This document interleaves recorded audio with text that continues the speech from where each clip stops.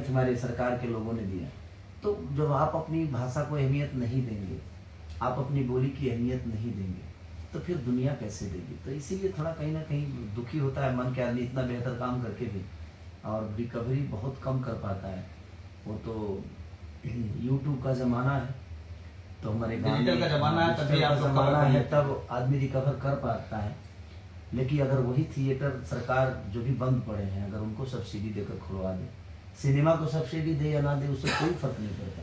एक बेहतर सिनेमा बनाने के लिए जो आज सुर म्यूजिक उनको बेहतर बनाना था, तो उनको अपने गांव के कल्चर की जो मिट्टी का खुशबू होता है वो दिखाना था, तो वो आए। वो सब्सिडी के लिए बहुत कम ऐसे जो कैपेबल लोग हैं, वो सब्सिडी को अहमियत बहुत कम देते हैं।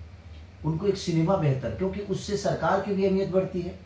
जहाँ सब्सिडी मिल रहा है, वो सब्सिडी देने वालों की भी अहमियत बढ़ती है कि हमने एक अच्छे सिनेमा को सब्सिडी दिया है। और थिएटर में वो सिनेमा अब 40 थिएटर या 50 थिएटर दोनों तीनों जो मिला के हैं, तो हम उसमें थोड़ा सा परेशान हैं उस चीज़ को लेके।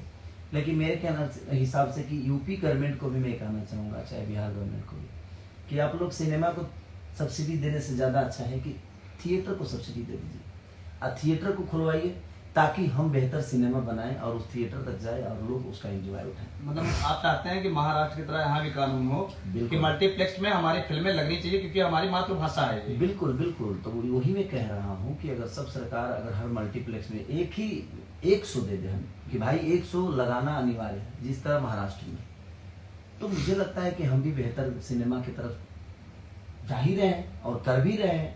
हमने लगातार बेहतर सिनेमा की है, लेकिन वही थिएटर का पंगा है कि हमारी सिनेमा कभी 10 सिनेमा हॉल में लगती है, कभी 15 में लगती है, कभी 20 में लगती है। तो ये भी बहुत बड़ा विषय है कि हम उसको सुधार नहीं पा रहे हैं, और हमारे बस में वो है भी नहीं। हम बेहतर काम कर सकते हैं, बेहतर एक्ट कर सकते हैं, बेहतर गाने दे सकते हैं, बेहतर सिनेमा दे सकते हैं, बट मुझे लगता है कि जब बेहतर साधन ही नहीं होगा हमारा बेचने का, तो बेहतर करके भी कोई मतलब नहीं है। इसलिए वो बहुत जरूरी है। सर एक सवाल और लेना चाहूंगा आपसे। 0 से हीरो तक का सफर है। आज आप सुपरस्टार हैं और कहीं ना कहीं आज भोजपुरी जगत में आपका नंबर 1 नाम आपका ही आता है और बना भी रहेगा आगे। तो एक ही चीज जानना चाहते हैं कि जब 0 से शुरू किए थे, आज क्या फर्क है, कैसे देखते हैं आप इसको? देखिए, वो भी एक मेरा दौर था, वो भी मेरी एक जीवन थी, और जीवन का चलने का मतलब ही है, जीवन जो है ना वो चलता रहना चाहिए, और जीवन में जो चलता है वही फलता है। और मुझे लगता है कि मैं पढ़ा लिखा नहीं हूँ। पढ़े लिखे लोग जो हैं किताबों के शब्दों के साथ चलते हैं, जो पढ़े लिखे हैं वो किताब में लिखे हुए शब्द के साथ चलते हैं, और जो जीवन को पढ़े उनके पीछे शब्द चलता है। तो जिंदगी का यही दस्तूर है कि भाई पढ़े लिखे लोग शब्दों के साथ चलते हैं, और जो लड़ा है, चाहे वो पढ़ के लड़ा हो या मजदूरी करके लड़ा हो, कुछ भी, तो उसके साथ शब्द चलता है। तो जीवन का दस्तूर है, और कोशिश करिए कि आपके पीछे शब्द चले, आप शब्दों के पीछे न चले।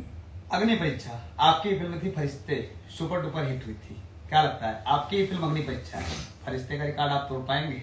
नहीं, देखिए, मैं किसी का रिकॉर्ड तोड़ूं या ना तोड़ूं ये मायने नहीं रखता है, लेकिन हम एक बेहतर काम करें, उस पर हमारा फोकस हमेशा रहता है कि मैं बेहतर काम करूं, बेहतर सिनेमा करूं, बेहतर चीज़ें करूं।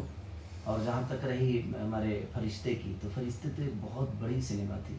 अगर उसको 200 सिनेमा 400 सिनेमा हॉल मिला होता तो मुझे लगता है कि वो कम से कम 10 करोड़ कमा के जाते।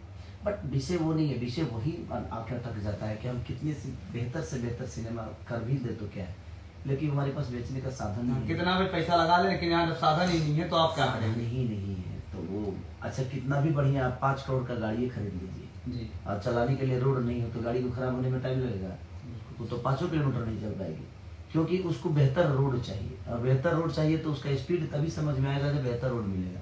अब बेहतर जब रोड ही नहीं मिलेगा तो आप किसी भी, चाहे BMW हो या डिफेंडर हो या रेंज रोवर हो या चाहे दुनिया का कोई भी VIP गाड़ी हो, आप कितना भी VIP बना लीजिए, अगर आपके पास रोड चलने के लिए बेहतर नहीं होगा तो कहाँ सफर कर पाएगी, तो कहीं ना कहीं तो अटक ही जाएगी। कभी धुरा टूटेगा तो कभी कुछ टूटेगा, तो कभी लोग बेहतर गाड़ी लेना, फिर उसके बाद लोग ट्रैक्टर पे आ जाएंगे कि अरे यार इससे अच्छा तो हम ट्रैक्टर ही खरीद लेगी, ताकि ट्रैक्टर तो हमें कुछ सफर तक दे दे। तो वो सारी चीजें। चलिए, आप देख सकते हैं भोजपुरी के सबसे बड़े स्टार हैं, ट्रेंडिंग स्टार हैं, सुपर स्टार हैं, और आपका मानना नहीं, सही बात है कि आज कहीं ना कहीं भोजपुरी जगत पीछे होने का कारण, सबसे बड़ा कारण यहाँ की सरकार, यहाँ के बड़े लोग जो कि अपने लोगों को बढ़ावा ना देके बाहर के लोगों को बढ़ावा देना पसंद करते हैं।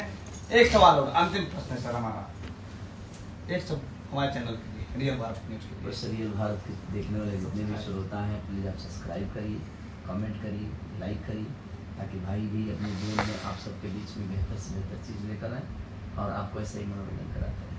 Thank you. चलिए, हमें समय देने के लिए धन्यवाद। जय हिंद, जय भारत। चलिए सेफ कैसे हो रही?